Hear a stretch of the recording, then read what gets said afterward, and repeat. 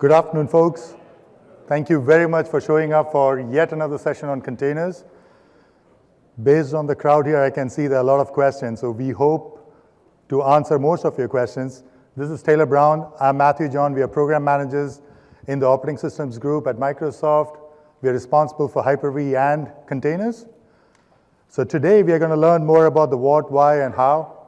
Let's quickly get started. There's a lot of content to cover, but feel free to ask questions probably towards the end once we have gone through a bunch of the material we have to go. So, oh, this was new. So please submit your evaluations. That would be awesome. We would love to know how we can make ourselves better. Quickly moving on. The key things we want to learn today. First step, know what containers are. I would be giving you an incorrect message if I say that you will learn all about containers today, but this will make you be intelligent enough to have a conversation about what containers are, essentially to make you dangerous enough to have that conversation, whether it's through the other developers or to your IT pros, operators, or your managers. We'll also gain insight on when you look at a problem and try to figure out how to solve it, is containers a tool that you will use to solve that problem? And finally, we'll go over what are the main things that Microsoft is doing in this space. And we'll walk you through very quickly all these areas. So starting off with, let me start with a very quick history intro of how this whole thing is and where we are in this inflection points. Way back, people used to deal with physical machines. People still deal with physical machines, but for the most part, developers rarely do it, at least at the cloud or data center level. Then came along machine virtualization that changed how people conceived or looked at data centers, and that brought in a lot of innovation, yet disruption.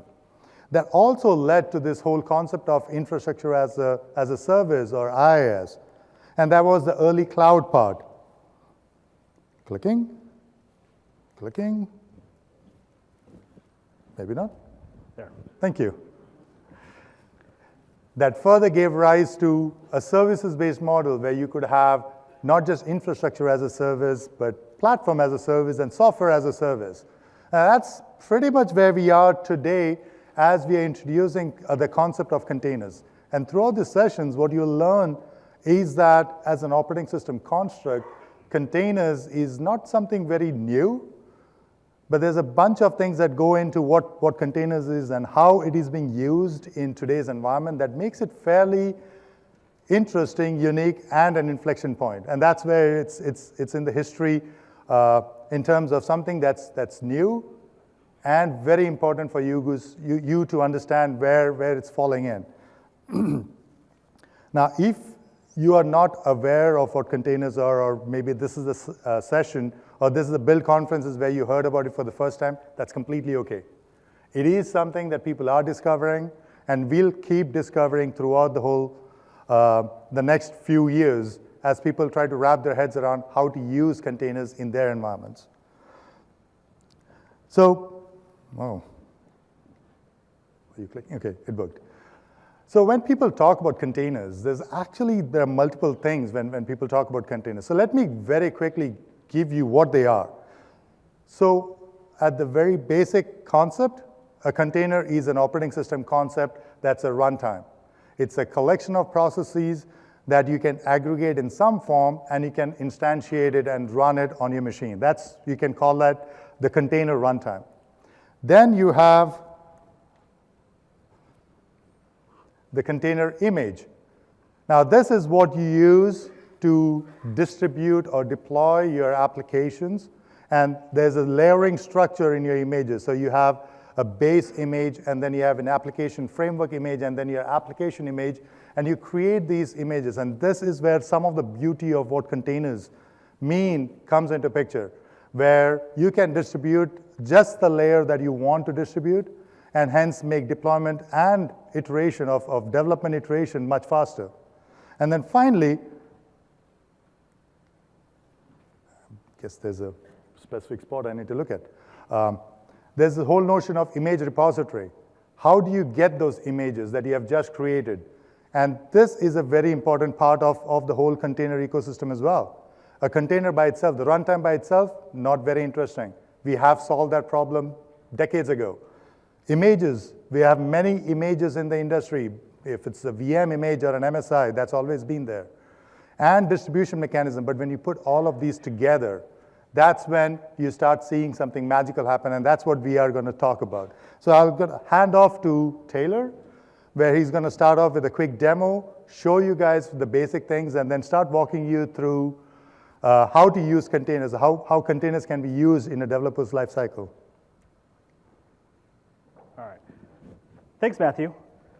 So I was thinking about this morning. We've got a couple slides, and we've got some demos. You guys like demos? Demos are better? Better than slides?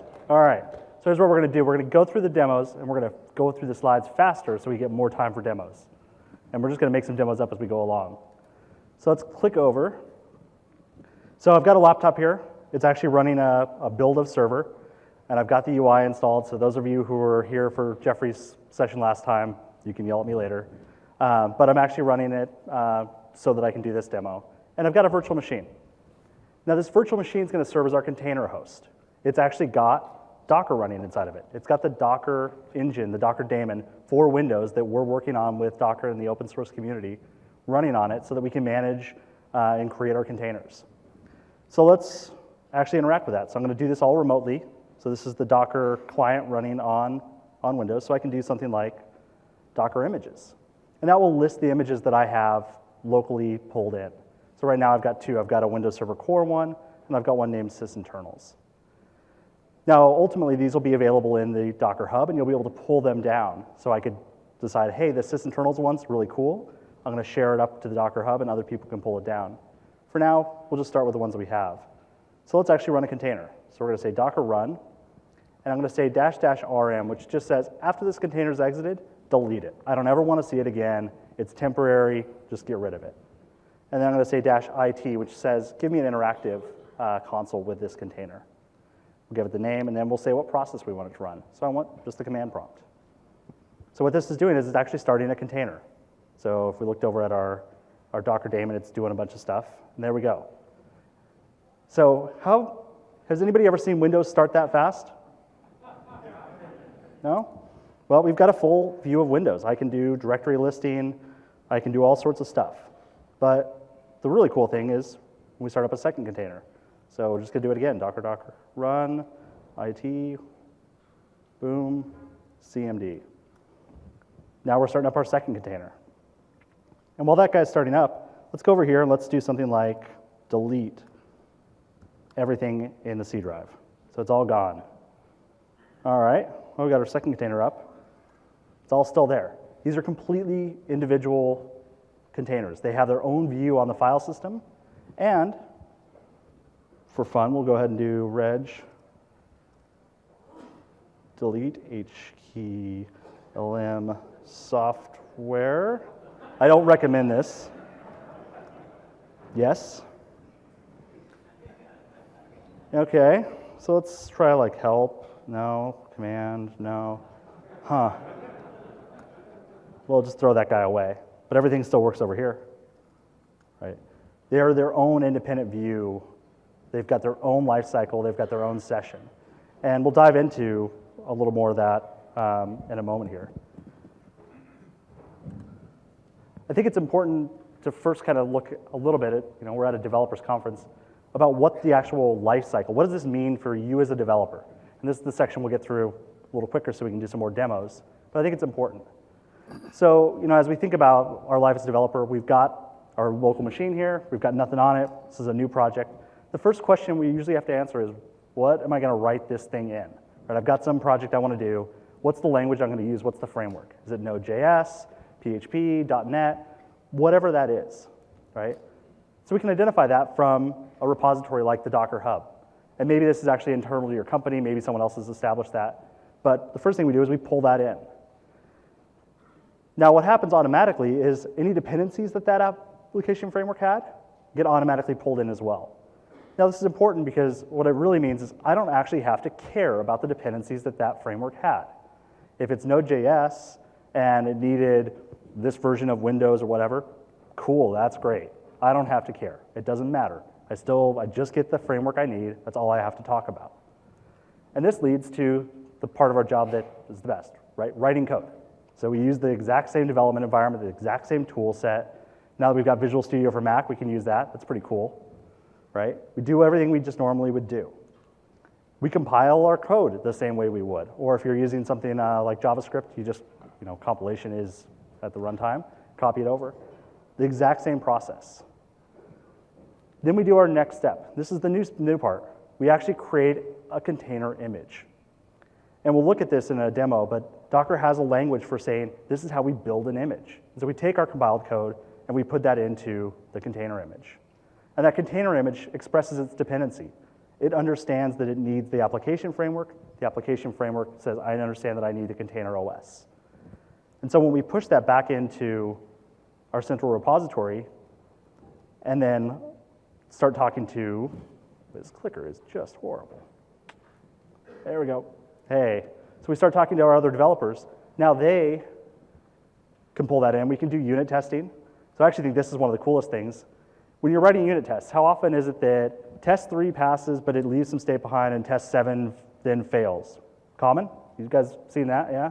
Or even worse, because test 3 ran, then test 7 passes. But if test 7 ran independently, oh, we're in trouble. With containers, we can get a clean environment every time, because the container runs exactly the same way every single time, no matter where it runs. As long as the data that's being presented to it is the same, it's going to do the exact same thing. So we get to run our unit test in the same way every time. And we can parallelize it. We can run 10 copies at the same time. We can also share it with our other developers. So the guy down the hall who's writing the front end, yep, you just ship him your container image. He doesn't have to wait for your build to get in and then do a local build and, oh, I accidentally got the wrong version and how do I deploy this? You just get him the container image and he can do his part of the work independently of you. We can also stage it out for integration or QA testing, right? We push it out, then all the device testing and QA happens, and it all happens exactly the same way it happened on your machine, exactly the same way it's going to happen in production. How many people think their job is DevOps? How many would say, yep, I'm DevOps now? Getting more. How many people are pure dev? A lot more. Anybody pure ops? Yeah, 1 or 2. So we talked about the developer part, and we talked about pushing it to the repository. The ops side of this is that we figure out how to deploy this into a cloud. Right? So we write all the scripts, we write all the things that push this into whatever cloud it is, Azure or AWS. Honestly, I don't care. We work on the container side of it. Love you to use Azure, but if that's what you're using, that's where we're at. Or your local cloud. Then we actually figure out how to get some analytics, right? We do some communication. Maybe we're listening to our customers, we get a bug file, something happens that causes us need to make a change. We just change the container image, push it to the repository, and it gets pushed out to the cloud. And it runs the exact same way. Now what happens if during that we had a bug? Something broke. So today we get a phone call 3 o'clock that says, hey, the live site's down, we got to figure out how to roll it back. Can we just uninstall your fix? Do we have to redeploy everything? With containers, we just roll back to the previous version of the container. It still lives in the repository. It's immutable. We can just simply say, nope, run the other version, and it'll run the exact same way it did yesterday before the fix went in. And so then when we come in the next day, we can actually fix the bug and do a redeployment. Right? And this is real. So let's look back over here. So one of the coolest features of Windows 10, multi-desktop, you can switch between. So I've got my code here, and I've written a really cool app, right? All it does is does a console write line, but it's pretty cool. And if I build this, it builds fine, and I can kick over to command window, and I can run bin debug demo app, and sure enough, it says it's a pretty cool app. Now, how do I get that into a container? So we talked a little bit a minute ago about this way to build containers. That's called a Docker file. Give it a make file for a container. And so it's got some instructions. They're pretty straightforward. It says from Windows Server Core. So that's the image that we're going to start from. That's our starting point. Now, if I was using an application framework like Node.js or something, I would say from Node.js.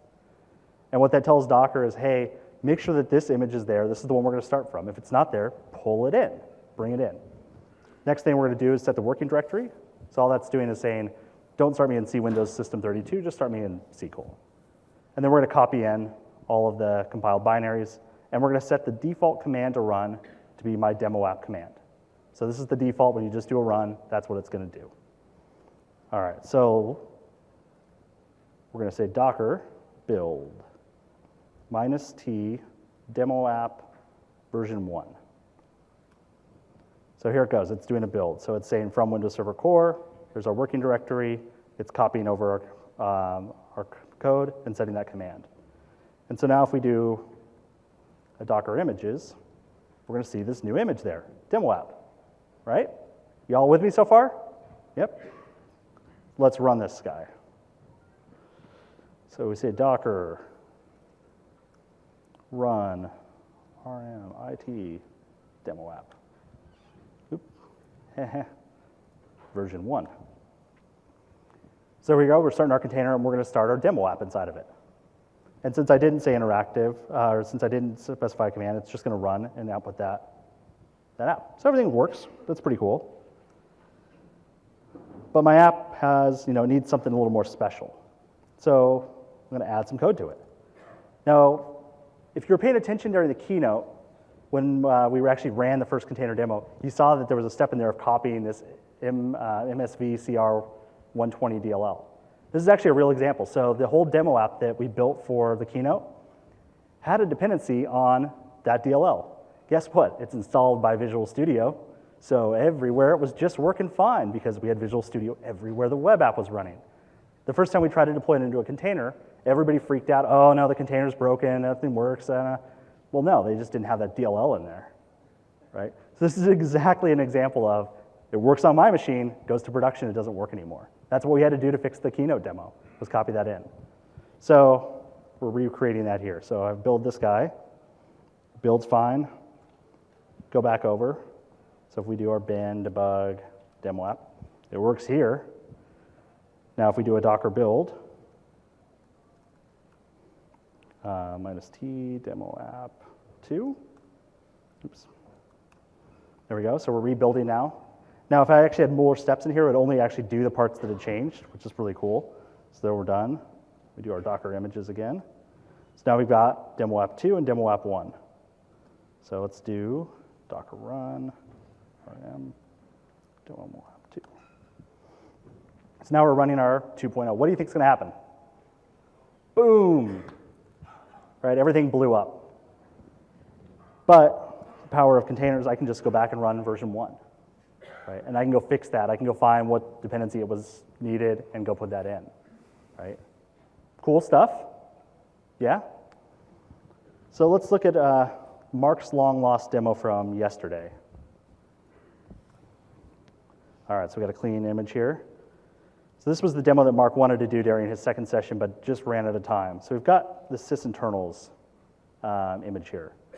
And so what I'm actually going to do, since I didn't build this here, we're going to say docker history. And what this is showing us is the history of that image. So the first thing it did is it set the maintainer as me, and then it set the working directory. And then it copied some stuff over. That actually happens to be all of the sysinternals tools, like all of the Process Explorer and Object Monitor and all that stuff. And then it set the admin password to password, because I'm super secure. I've got a symbol in there, so, and a number. That's good.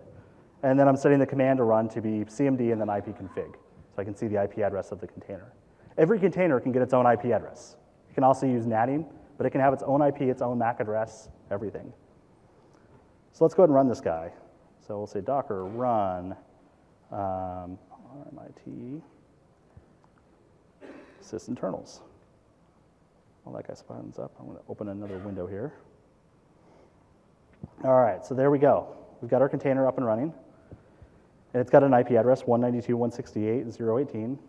And I can draw into it, and I can go into the sysinternal suite. Now, if I try to run something like Process Explorer,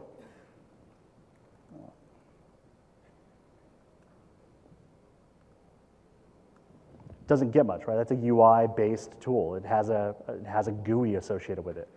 For those of you who were around for Jeffrey's session, you know that GUIs are like heroin.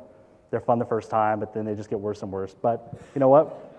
We kind of need our GUI right now. So first off, I forgot the IP address, but let's actually show connecting into this container. So for those of you who don't know, you can actually TS into a container. I wrote a little tool to help me with this. It's just a wraparound RDP, but I can actually terminal serve into a container, and I'll prove it. I'm in a container. This is the container. So if I do a dir, same stuff, right? If I make a new file in here, so let's say echo foo to hi:/hi.text. Go over here, dir. There's my hi.text, right? Why would I ever want to do this though? Well, because I've got a tool like sysinternals that I want to run for some reason I need to do it. Maybe it has a EULA that I have to accept. Boom, I'm in a container, I'm running sysinternals, I'm TS'd in. Now, this isn't what we're going to do every day, but as we're building images, this is actually a very handy technique. And it's part of the reason we did it. So what do we see inside the container? Well, we see that we've got a system process. We see that we've got services. We've got our service host. We've got all these things. It's pretty cool. What we don't notice is that there's actually two copies of services running. There's the ones in the container. There's the ones on the container host. If I had 3 containers running, there'd be 3 copies of the services. There'd be 1 on the host. They each have their own view. They have their own set of services. They have their own world. They're completely contained. Now they're sharing the kernel, so kernel components are shared. So we get all the density sharing around that. But their user mode, the things that matter for most of our applications, are completely independent from each other. Cool stuff. You guys excited? Yeah? So if we have time at the end, we'll do even more, but kick back over to Matthew. All right, thanks, Taylor. Yeah. That was really cool. That's the thing that excites me the most about the things we can do with it. So very quickly, let me try to summarize all the cool attributes of containers that you have seen so far. There's definitely more. Yes, maybe I should stand here. So one thing that you just saw was the fast iteration, the way with which you can speed your development cycle. It's very easy to create these images. It's very easy to deploy and test it as a developer. So that life cycle is very rapid. So that's one. What we did not see, but is a core aspect of a container runtime, is resource control. You can control the resources, be it CPU, be it memory, be it storage, or networking, and you can control it from how much you want to reserve or how much you want to limit it from using. So that's the other big thing that you can start using it. Deployment. A rapid deployment model is something that the operations guy is concerned about. Be it bug fixes that's being rolled out or rolling back, be it new versions of an application that can be run side by side. Throughout the whole build session, you saw how the services architecture allows for these things to happen. And so containers have that attribute which says that I can use the existing base images and the runtime, the platform images, and just modify your app layer and keep deploying it again and again and over, and the time to deploy is much faster. Earlier, you saw the demo during Nano Server where he was talking about how small the Nano Server image is. But even that is waste if you have to redeploy it every time you have to ship an application that runs on Nano Server. So if your Node.js script is 15 lines of code, redeploying that should not take 50 meg. So that's the whole thing about rapid deployment. Now this is one of those key attributes of containers. Maybe it's the key attribute of how you define your next generation of application, which is state separated. Taylor demonstrated it. I don't know if the nuance was clear for everyone, but the typical use case of a container is you create an image, you run it, whatever gets written to its local environment or the scratch space, you pretty much discard it unless you are in the process of creating another image. But most of the time at runtime, it's supposed to be discarded. So essentially what you're really building, your application or microservice that you're building, is state separated. Either it's stateless, that it doesn't have any state, and it's just performing tasks, or you are offering its state as part of your startup. So in either case, the state is separate. If you really want to persist information, you provide that information or that the store for it to persist the information. That might be on a network store, that might be a local file, a local volume that you are passing in to the runtime of the container. But the container itself, the code that you have written, should always assume that it's state separated. So that's kind of something new. And the final thing is the immutability. This was again demonstrated when Taylor showed how you can start the same container image over and over and over again, and you're guaranteed to start from the same state. And that's a very important aspect of ensuring that you as a developer, when you have developed something and you have tested it in a container environment and you provide that environment or the image to your production environment, it's guaranteed that nothing has changed from a binary point of view, from the bits point of view, from the state that's in it. Now, of course, there are aspects of it that still changes. You can still call it state. For example, you might be running in a test environment with a test network. In production, that might be a different network. So it's the immutability is in the code, is in the state that's confined inside the bits of your container image, but not necessarily completely in the environment. So that's something to keep in mind, though. So these are some of the attributes that containers offer. So what are the applications that you can think of? What does that suit them for? And, oops. And, okay. I can say that it's pretty much everything that you can think of. Any new kind of problems that you are thinking of, any kind of software that you're thinking of writing, you should start thinking about why is a container-based environment, a microservices-based environment, not the right model. So you might be building out a distributed computing application where it's just spread out. Container makes sense. If you're building out a database, depending on the kind of database you have created, or if it's a proprietary database or a third-party database, you should think about, is the state of the database part, is that separatable from the runtime? Can I provide that as a file to my runtime and just instantiate the bits as it comes and goes? Great environment for web, if it's static or as a service, a web worker role. A perfect opportunity is the scale-out kind of an application where you are literally providing the state as you're scaling out the application or scaling it back in. You just launch as many containers as you want, and at the runtime, you're saying how many instances you want for whatever kind of resources that you're trying to maximize to.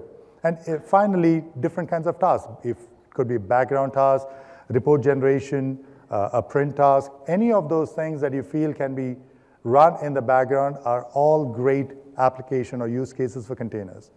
Now, having said that, if you have existing applications that you want to containerize, these are some of the questions you need to start thinking of, saying, how much of that application is expecting the state to be written back? Now, one of the interesting things about containers is also the life cycle of how you manage the containers. A traditional virtual machine or a physical machine, you are managing the whole environment. You have your application, the application framework, the operating system, and you're managing and patching and making sure that the system lives on. So you go through the reboot cycle, the patch cycle, and everything else just to support that one application. In the case of containers, in the case of container deployments, you don't think about those things. They are two distinct scenarios. You get your new base image, you get your new application framework, you rebuild your package, as Taylor showed, it's a Docker build, and you're building a new image and the new image gets deployed, probably alongside with the old image. So that's until now what we talked about is all generic container stuff. Most of what we talked about is applicable to Linux world as it's to Windows world.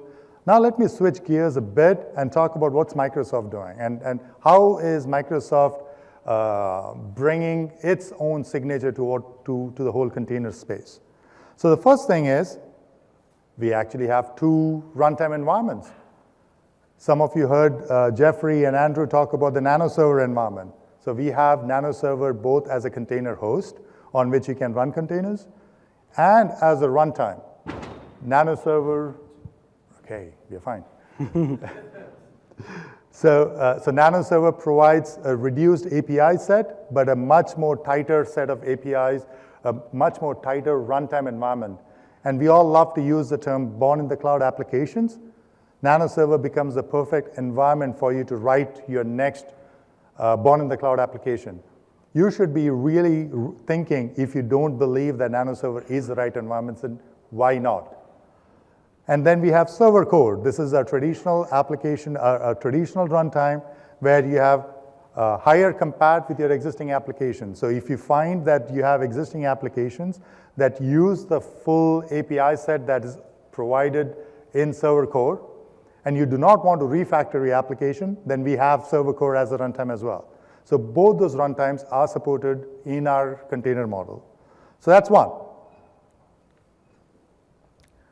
Then we have the container runtime itself. Until now, we just talked about the Windows Server container. So all the demo that you saw is all about the Windows Server container. The Windows Server container shares the kernel. The container runtime has the common kernel with the container host itself. This is very similar to pretty much exactly the same as the Linux environment, where the Linux containers, the Docker created containers, they share the same kernel. Now it has a lot of attributes in terms of increased density, you get more mobility, all the attributes we just talked about. It's as secure as the operating system. I know there's a lot of emphasis that we put in to Windows and to the Linux environment to ensure that no security vulnerability is left open, but it's there. So that's our story in terms of this is Linux containers, and we have our own Windows Server containers. But when we started down this journey of Windows Server containers, that when we said shared kernel and everything else, we immediately got feedback, and we had our own internal deployments with Azure and our own services where we felt this is not enough. Some element of tighter isolation or harder isolation is needed.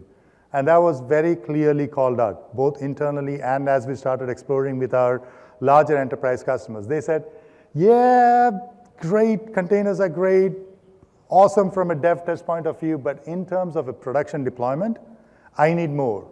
I need more isolation. So, well, help me define what is this more isolation. I like the VM-based isolation, where I know that part of the model of a virtual machine is that even if the virtual machine is running completely hostile code, we are guaranteeing that that hostile code can never leak into the host or attack the other virtual machines. And people are used to that, and they wanted that. And they call that's the level of isolation I want. I want guarantees. I want to make sure that this environment cannot affect any other runtime. And we said, okay. Well, so that's when we said, interestingly, Microsoft has virtualization technologies, and it's a proven technology. And I said, let's marry the two. Let's build Hyper-V container. And all we are doing with that Hyper-V container is we took the Windows Server container and wrapped it around with a virtualization extension, a hardware-based virtualization extension, to ensure that nothing can leak out. So essentially what we have done here is we are not sharing the kernel. So the container host kernel is not the same as the kernel that's running inside the Hyper-V container. Now, that's a very powerful statement. What I've just described is that nothing changed in terms of your experience. Nothing changed in terms of the image that I had created. Nothing changed in my development lifecycle of how I create container images. It just at runtime, I can flip a switch, or the operations person can flip a switch based on the policies of the company and say, I want to run that image as a server container, Windows Server container, or I want to run it as a Hyper-V container. I get comparable benefits in terms of density, in terms of startup time, and all the other attributes that I have. Again, my workflow did not change at all. There was just one flag that changed saying, please make it more isolated. So that's essentially what we have done. Now, we are not at a point where we can demo Hyper-V containers today. But that's something we are actively working on pretty soon, later this year. We want to start showcasing that, and the demo will be pretty uninteresting. It won't look any different than whatever Taylor has been talking about. So it will be pretty boring. That's my job, to be boring. Make a demo. So where would you use Hyper-V containers? And a couple of scenarios that we have called out is this whole environment of multi-tenancy. So if I have some code that's I want to host in a container that's not written by you, then you prefer to put a tighter isolation boundary. And typically, multi-tenant environments becomes top of the priority. That's a perfect use case where you can use that. There are other compliancy use cases where even if you're not running third-party code, but you have a port exposed, and you're afraid that someone might sneak in through that port using buffer overflow or whatever else it is, and try to get into your container and through your container attack your container host. Well, if you are paranoid, that's another use case for the Hyper-V container. So this is where we start talking about the level of options that you get with whatever we are building. So we have the different container runtimes. It uses exactly the same image, and the same image can be, you could have created that image using Hyper-V containers to build, or you could have created it using Windows Server containers to build. And at runtime, you can choose to run it as a Windows Server container or a Hyper-V container. And the coolest thing is, you could have done you could build the experience completely using a Docker API, a Docker management head, using the Docker Hub, essentially creating Dockerized containers, even though underneath the covers it's all Windows Server container or the Hyper-V container. So that's one experience, and that's the experience most people are used to and comfortable with. But at the same time, there are a lot of folks who ask us about, are you going to build a PowerShell experience? Because that's what we are familiar with.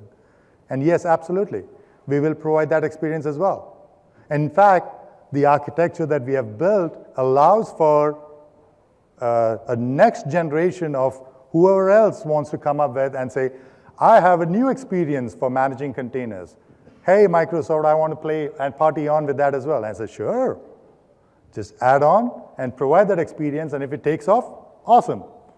Because that's what we really want to enable. And I don't know if you guys have internalized the theme, that's the transformation that Microsoft is going through, which enables this kind of come build your experience and we will take you along. Essentially, we are getting to that level of choice for our developers, for our IT pros, for our customers to say, we don't want to tell you it's the Microsoft stack or nothing. Essentially, we are trying to embrace whatever is out there, whatever makes you feel the most comfortable with, be it development platforms, be it runtime environments, be it management API set, whatever it is. So that's one of the things about the modern development platform. Moving on to where do I use containers? And this is one of the questions that keep coming up. There's always this question about, so is containers running on physical, on VMs? What can I do with it? So very quickly, let me walk you through where containers can be deployed. So obviously, there's a physical machine, and you can have virtual machines on the physical machine if you turn on Hyper-V. You can have Hyper-V containers running on the physical machine alongside the virtual machines. You can have Windows Server containers running alongside the Hyper-V containers, running alongside the virtual machines, all running on the same physical machine. And that's perfectly valid. Of course, the first two require Hyper-V to be present. The Hyper-V containers requires the virtualization bits to be present, the innovation that we have done with Hyper-V. And virtual machines require Hyper-V bits as well. Sorry, I'm stepping back trying to get the clicker working. You could have virtual machines deployed on your physical box, and you can deploy Hyper-V container inside a virtual machine. Or you could have Windows Server containers deployed inside virtual machines. Is it spinning your head a bit? Maybe. Again, Hyper-V containers require that Hyper-V be present inside the virtual machine. I think it's just important to note the physical machine. Notice that we didn't say Hyper-V is required there. If you want to run VMware and run your virtual machine, your Windows Server virtual machine, and then put Hyper-V containers inside of that, fine. You want to run Xen, KVM. All that matters is that the hypervisor underneath the Hyper-V container is Hyper-V. Clear as mud. Thank you. So yes, so we need Hyper-V running to launch Hyper-V containers. Hyper-V requires virtualization extensions to be present, both on the physical or the virtual. That implies that if you're running Hyper-V containers in a virtual machine, then the underlying virtualization platform needs to support something called nesting. Nested virtualization that's exposed into the virtual machine. So effectively, what have we done? We have provided a bunch of tools and software that enables a lot of choice. The choice that you have is you pick the cloud, whether it's your public cloud or your private cloud or the hybrid cloud. Now, what you see here is all Microsoft. But to be honest, when we talk about containers and the Microsoft Windows Server containers or Hyper-V containers, it didn't really matter. You could have it on a VMware or an AWS cloud. Anywhere that Windows Server can run, you can have our containers running. The container technologies, the choice that you have Linux containers, you have Windows Server containers, both Hyper-V and Windows Server containers itself. You have a choice of the management tools that you want to use. I'm just summarizing what you have, but making sure that you understand the different pivot points. You also have a choice of the development environments, and this is where we start talking about what is your favorite tools that you use to manage and deploy it. There was an earlier demo where you could have a tightly integrated environment with Visual Studio, where you can just publish and run the applications. The demo you saw was with Docker and Linux containers. The same thing applies to Windows containers as well. As long as we maintain the parity of the API, the Docker API, all the tools you're used to that take advantage of the Docker API will continue to work with Windows containers as well. Another way to look at the whole thing again is what are the choices that you have in terms of containers and other runtimes. One of the questions I got asked at the Docker booth was, is containers competing with Service Fabric? Are they the same? Are they different? And the answer really is they are all different layers. As software developers, you get to choose whether you want to deal with containers natively or you want to deal with Service Fabric and build your applications at the Service Fabric level. And if you choose to use Service Fabric as the platform on which you want to build your applications, I would say forget about containers. Service Fabric will take care of how to run it and where to run it and what is the right runtime environment it will choose. Now, the ops guy might have opinions about what level of isolation is needed, and they can tweak it. But as developers, you should not worry about anything. You just worry about your runtime environment, you use the right APIs, and then Service Fabric will create the right orchestration model to ensure that you have a scaled out application with state separated and state consistent application that gets run somewhere. But you might also choose to say, nope, I want to have my applications run natively as containers. I want to have the control of how the containers are created, how they scale out, because I love to do my own orchestration. Absolutely. In fact, you might choose to use some other orchestration engine that's built over Docker as an ecosystem. You might have Docker provides their own. There are other with Mesos and Kubernetes that you might want to use. As long as it uses the right supported APIs, you can choose that. Okay. Someone's having a party. You can choose to deploy your applications. And this is where it's very important for you to understand. It's not all about containers. It's completely okay to have your workload be run natively on virtual machines. Virtual machines are not going anywhere.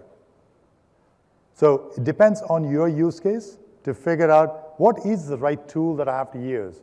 It's quite possible that physical machines are the right environment for you. Or maybe it's Linux virtual machines with no containers. I don't care about containers. That's perfectly fine. The choice is still with you. And finally, you have a plethora of the development platforms, the runtimes, the languages. We are striving to ensure that all of those continue to work in a Microsoft environment. A lot of these languages, a lot of these runtimes work natively on Windows Server.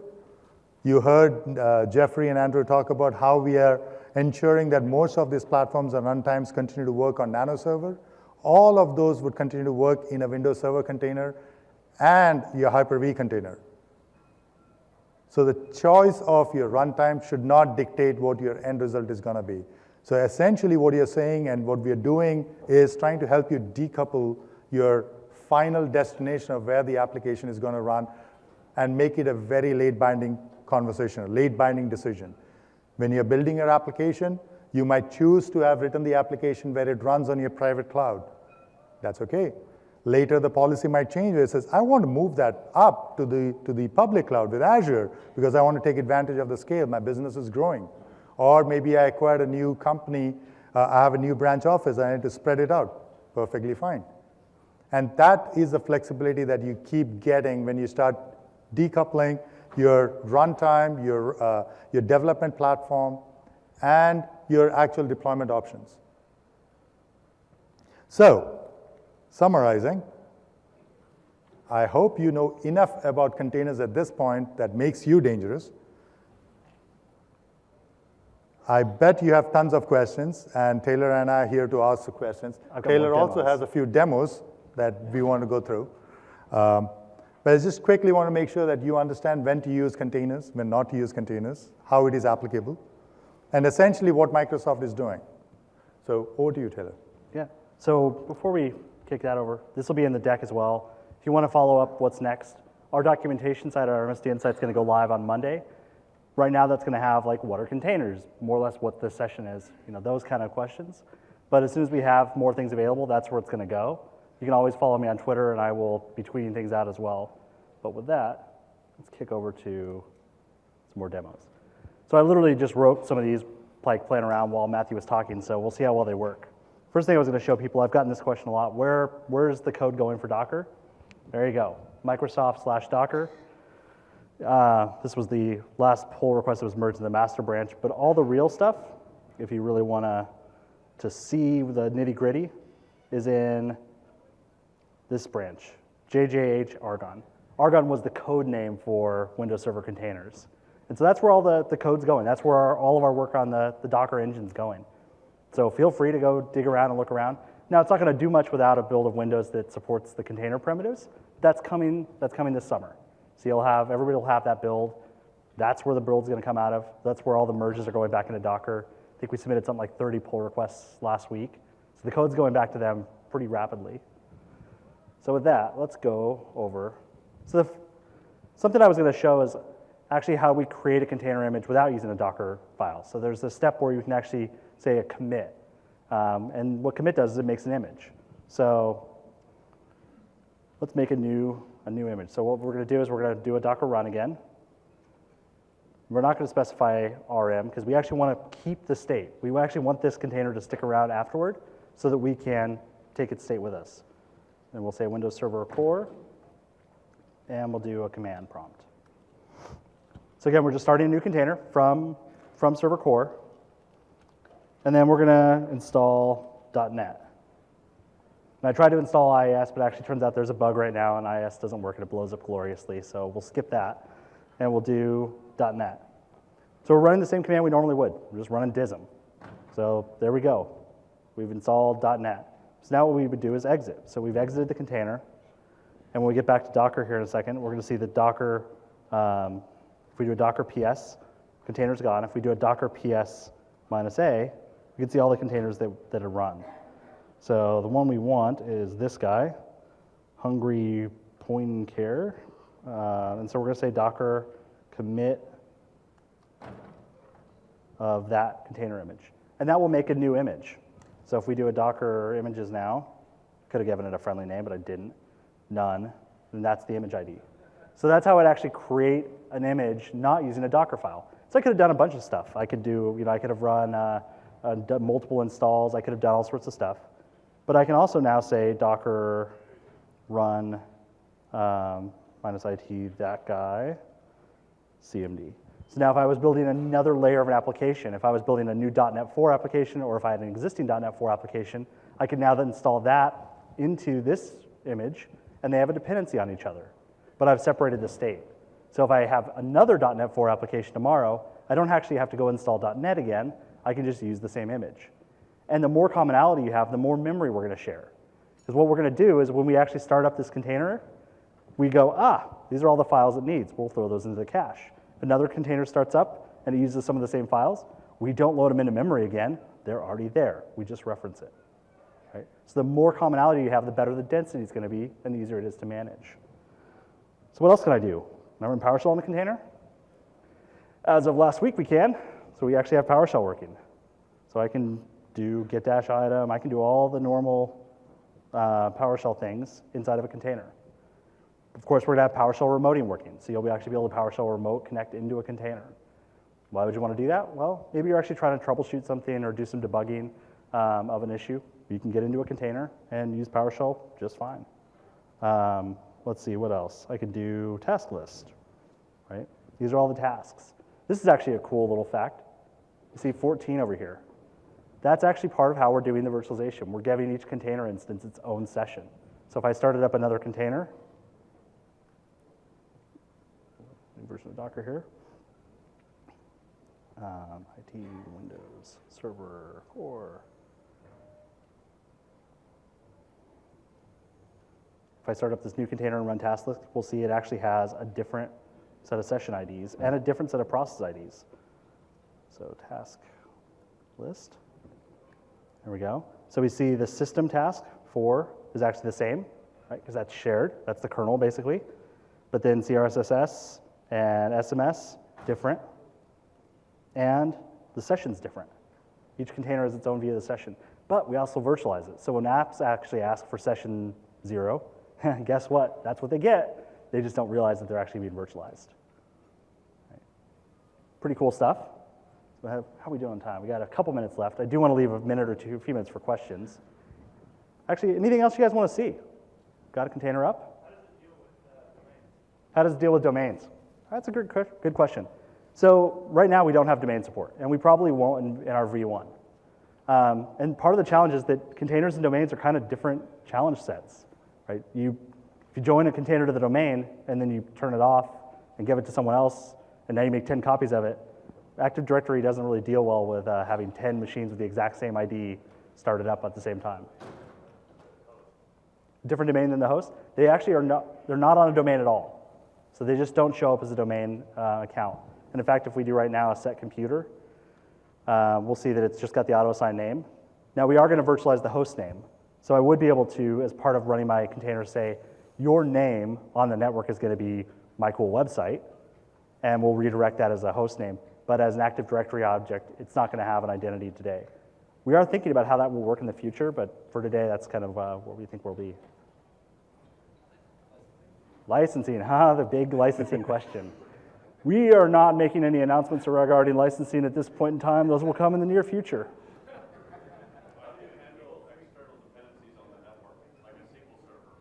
How do you handle external dependencies on the network, like a SQL server? So how do you handle external dependencies on the network like a SQL server? There's a couple answers to this question. You could actually do it as part of like a Docker Compose or a Docker a collection of containers, where I could actually say the SQL server is one container, and it's got its database files maybe externally stored, and I've got my web server as another container, and I can actually plug those two together through networking. So I can say, when you start, go look for your data over here. That would be one model. I think a more common model is going to be that you actually run your SQL server in a virtual machine because it's the right tool for that job still, or as maybe Azure AD or Azure Database, and you just point your container at that resource. So it's got a full network identity, so I can run ipconfig in here. I can give it an IP address. I can put it on a different network. I can use network virtualization, all of those kind of things. We'll still work with it, absolutely. What about viruses and malware? So we do have, as Jeffrey talked about before, we do have Defender running in every instance of Windows, including in containers. We will have malware detection running in containers. Now the cool thing is, if you got a virus or something, it's just like the cattle analogy earlier. Well, start up the grill, throw it away, start another container, or patch the container image, and then when I roll those next set of containers out, I'm going to have that instance addressed. So that's part of the immutability aspect. Even if you get something in there, the minute you kill it, it's gone. So the next instance you start won't have that. Sorry, they were. Yes. Yes. So we have full resource controls, CPU, memory, network, disk throughput, disk size. Those will all be, those are at least in the V1. We may have some more, and we probably will add more over time. Access to custom hardware and PCI slot. So if an application needs access to a PCI slot. So this is kind of an interesting question. It's a little nuanced. So in Windows Server containers, because there's a shared kernel, applications inside will generally see the actual hardware underlying, but that's really not the right model. And certainly in Hyper-V containers, they're just going to see the virtualized set of hardware that normally would be there. Now the challenge with using physical hardware is that I kind of break that run anywhere model. Now I'm in a run anywhere where this hardware happens to be present and is configured the right way. So I kind of think over time we're going to see a little bit of both, but generally we would say avoid kernel dependencies in hardware. This Windows Server Core is the first kind of Windows container, right? Will you also support running the Azure packages in that kind of environment? Will we support running the Azure Pack? So the first thing is we're going to have both Server Core and Nano Server as container OS images. Those will both be available. Generally, I would say the Azure Pack would be running on the kind of the physical machine or the container host, the virtual machine that's the container host, used to manage containers. It probably will not be plumbed into the Azure Pack and tomorrow, but over time, I think we'll do that. The Azure services are very much virtual machine specific today, and we're going to have to teach them about containers. Running Linux images, is that only in a Hyper-V container? Linux images actually are not even a Hyper-V container. Linux images need a Linux virtual machine or a Linux physical machine. Now the Docker tools will use both, but Windows containers and Hyper-V containers are for Windows container images. New containers, how big is the memory consumption and storage? How much memory are they using? So we still have a lot of optimizations that we're doing. Right now, the one that I started, I think the last time I checked, it was about 120 meg. We also don't have a lot of our sharing turned on. So more is going to come around that, but we expect that the density is going to be pretty good. I have a Hyper-V, if I'm running a Hyper-V container, am I actually in a VM? Am I actually running a Type 2 virtual machine inside? Both are type 1. They're both type 1. The same Hyper-V. Let's say I have a node, and on top of that I have Hyper-V, I have a bunch of VMs. Inside one of those VMs, if I run a Hyper-V container, I'm actually running Type 1, not a Type 2. Hyper-V on Hyper-V. Yep. So that's an announcement. You didn't hear it. Yeah, yes. Is there any difference between the images of a Hyper-V container versus A Windows Server container? No. They are exactly the same. So the easiest way to think about a Hyper-V container for me, think about a Windows Server container that's wrapped in a Hyper-V partition. And literally that's more or less what we've done. We've taken a Windows Server container, the exact same runtime, and we're wrapping it in a Hyper-V partition.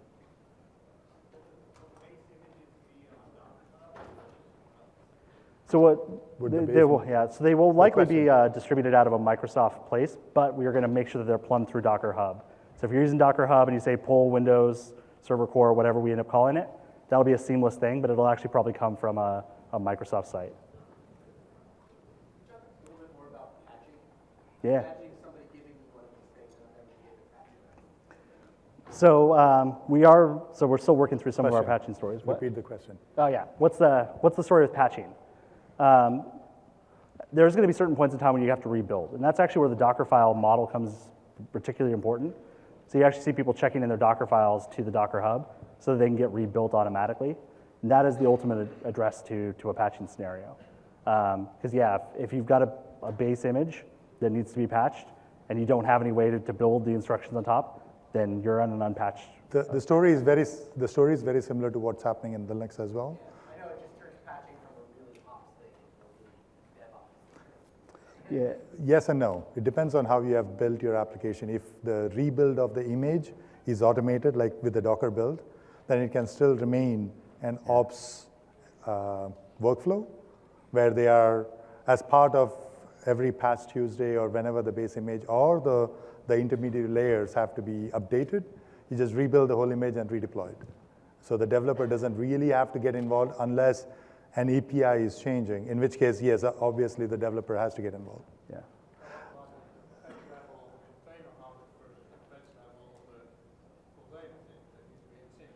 So the question was, what's the patch level difference between the container host and the container base image?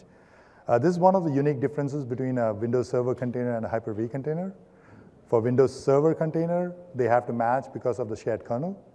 But if it's a Hyper-V container, the kernel is different, so you can actually have differences in terms of the Hyper-V container can be a different, well, patch level or even version level from your container host.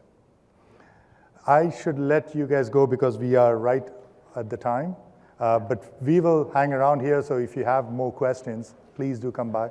And thank you very much for being an awesome audience. Thank you guys.